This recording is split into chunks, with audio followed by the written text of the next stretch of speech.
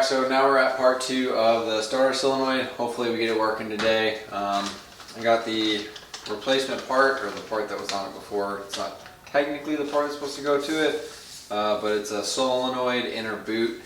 This one here is for the shovel head, I believe. So this is what it looks like right here.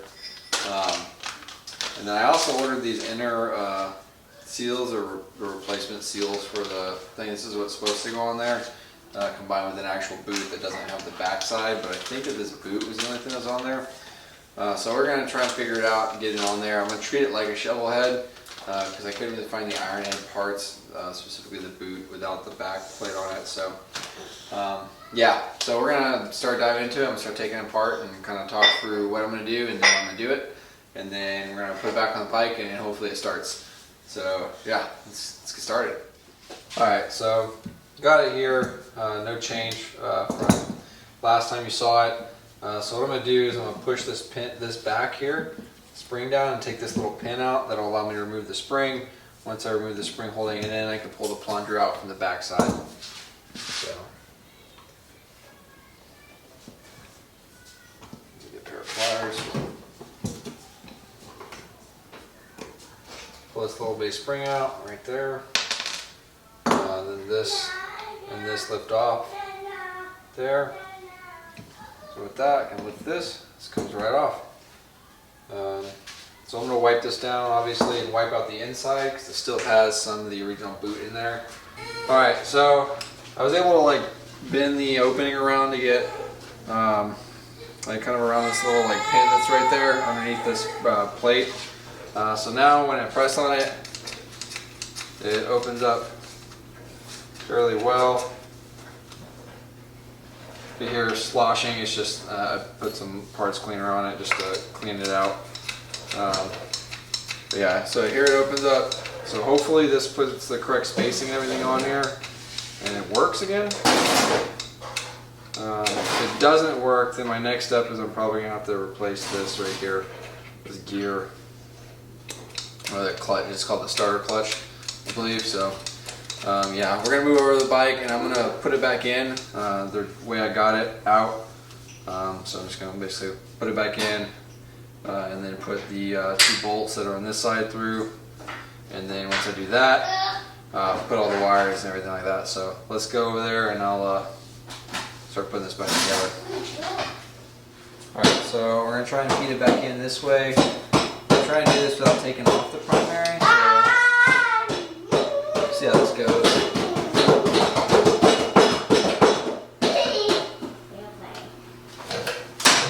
Alright, so now I got it in there, tightened it down. So now what I have to do is I removed that little bracket that was right here that that held the original oil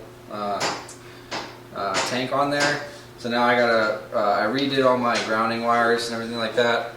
So now I'm going to put all these wires down there, get all these wires that were originally on there in, so that way I can put the starter and everything and the solenoid back on, and it's all routed correctly, or back to the way it originally was.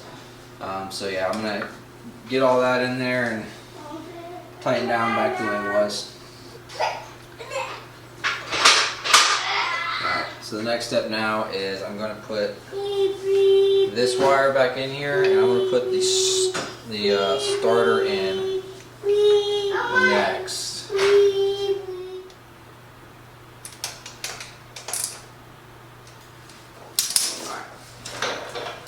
Like that, starter solenoid in. Yeah, so it's like a lot cleaner without that thing in there. I didn't even realize it. So now what we got to do is route this underneath. So and that will fit on right there. This, which is not hot because I have the battery disconnected right now, will fit on right there. And then this wire will come around and slide over the top like that. Actually, I'll probably have to come underneath here just to keep it clean. Across like that.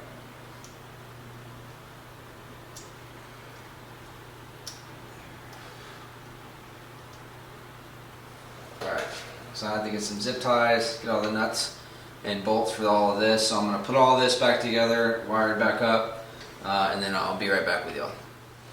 Alright, so I got everything bolted back up. There is a cover for this that I'll eventually get. It's supposed to cover all these things, so that'll be it down the line. It's not super expensive.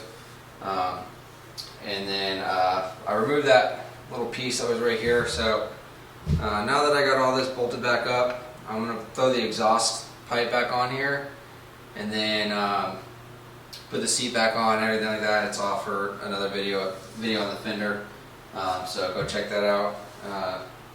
Should be posted either before this or after this, I don't know. So yeah, but there's it all back together. I hope this works. Obviously I hope it works, but like, yeah, I think it already looks cleaner though. It really kind of decluttered it. So let's throw this pipe back on and get to trying to start it.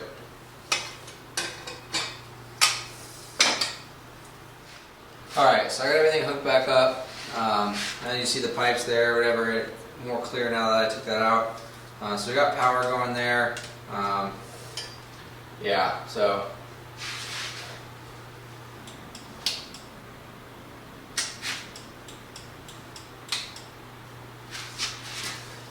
sorry, my blinkers now don't work, which is fantastic. Gotta fix that issue, but it's probably just underneath the seat. So